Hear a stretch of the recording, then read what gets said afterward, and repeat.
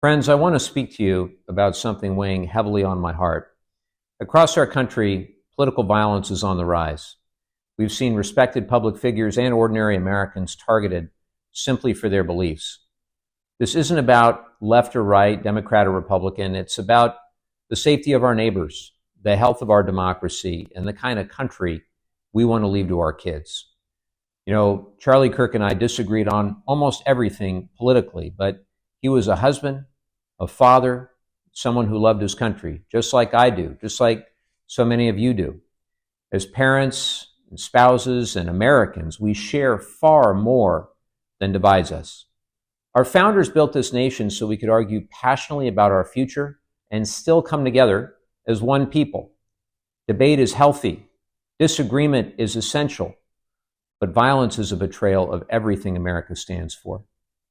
Over the past few years, we've seen threats and attacks aimed at elected officials, judges, school board members, journalists, and activists of all stripes. It's dangerous and it's unsustainable.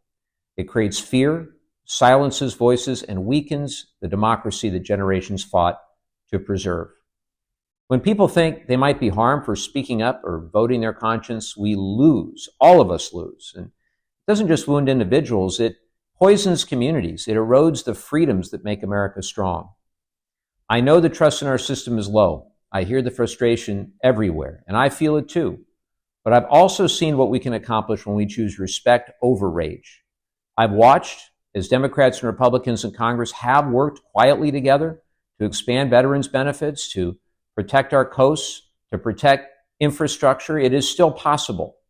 So today I'm asking the peacemakers among us, Republicans, Democrats, independents alike, to speak louder, lower the temperature, refuse to share the cheap shot or the rumor that deepens the division. Remind your neighbors and your coworkers that disagreement does not mean destruction. I can't control every voice in our national conversation, but I can control how I use mine. And I promise you this, I will keep using my position to bring people together instead of driving them apart. I'll keep listening whenever I can, and I'm going to keep showing that community can triumph over chaos. Our opponents are not our enemies. They're our fellow Americans. We can fiercely debate ideas without dehumanizing each other.